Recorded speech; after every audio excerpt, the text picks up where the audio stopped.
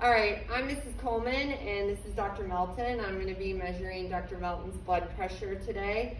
So blood pressure has several steps, and as you guys are looking at different protocols for measuring blood pressure, they all vary slightly with the same goal in mind of being able to measure pressure at the brachial artery in millimeters of mercury.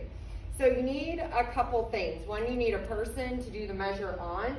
You actually want to make sure that they're seated with their feet flat on the floor, that they've been resting for approximately about 3 minutes, and that the arm that you're going to be measuring on, whether it's right or left, has been supported and is also rested, which Dr. Melton has done a great job of this. She also has a hair tie and a watch on, although those are not tight, so it shouldn't affect the reading at all or any blood flow. If that person was wearing anything that was tight, you could ask them to remove it, especially if you were utilizing any palpation at the radial artery to help you with any of the pressure sounds that you were doing. So other things that you're going to need is going to be a stethoscope. You want to make sure that you put the earbuds of the stethoscope forward. So those should be forward, and then you're going to check your bell.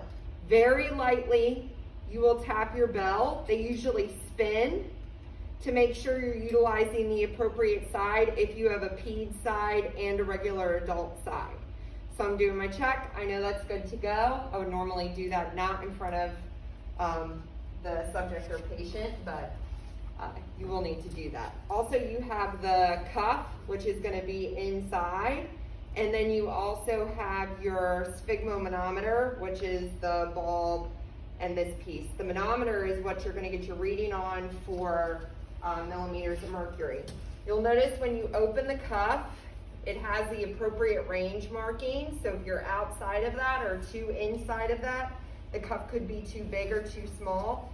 Unfortunately, what you guys have purchased is probably all standard size. So there may be a few of you that's not working for. Make sure the manometer is set at 0 millimeters of mercury. And then you're looking at the outside to see where the down arrow is to place over the brachial artery. You can palpate the brachial artery prior to starting at the medial side of the arm, just above the elbow. So you have a pulse. Congratulations. So what I'm going to do is I'm going to make sure that this is nice and tight and firmly snug. So it's not going to slide down and it's not going to slide up. You can always remove the manometer if you cannot see it clearly. At your bulb, you're going to want to make sure righty-tighty, lefty-loosey. So you hold it, and I hold in the right hand, bell in the left. You're going to want to make sure that's nice and secure to the right so that no air is leaking while you're pumping it up. And you flip that. See, I did it wrong. Okay, let's go.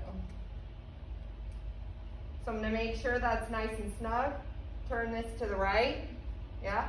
And then I'm going to begin to pump the cuff up. Dr. Melton, do you know what your blood pressure normally is? About 120 over 80. So if her blood pressure is 120 over 80, that's good. So I could have the option to only pump 20 to 30 millimeters of mercury above that systolic number at 150. So I'm going to pump up around 150, 160 for her since she already knows her blood pressure.